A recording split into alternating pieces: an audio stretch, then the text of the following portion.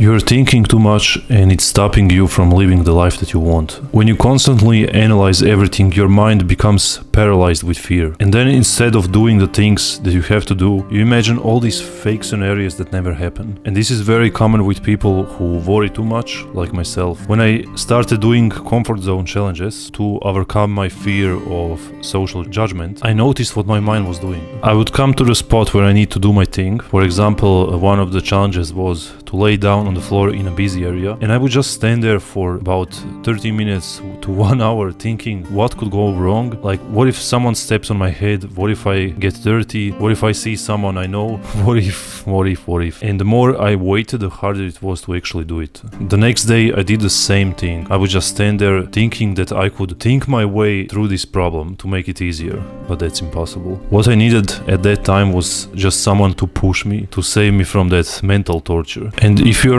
so reluctant to do this one thing, then the other things in life will be the same. For example, asking a boss for a raise or asking a girl out, you'll just think too much. I read this book by Mel Robbins about the 5-second rule. You count from 5, 4, 3, 2, 1 and you do the thing. I really like this advice because it's so simple and effective. I do it constantly now in everything. Your life will improve so much if you just stopped overthinking. Another book that stands out to me, and I always recommend it to everyone, is The Power of Now by Eckhart Tolle. This book changed how I think completely. I realized I was using my mind too much and I ignored the present moment. I wasn't present in the now. I was either imagining the future or thinking about the past, being depressed.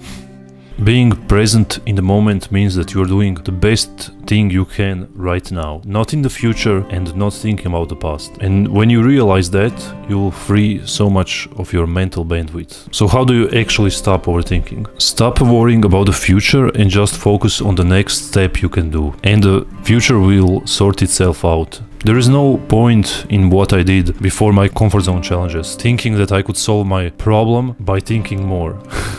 How does that make sense?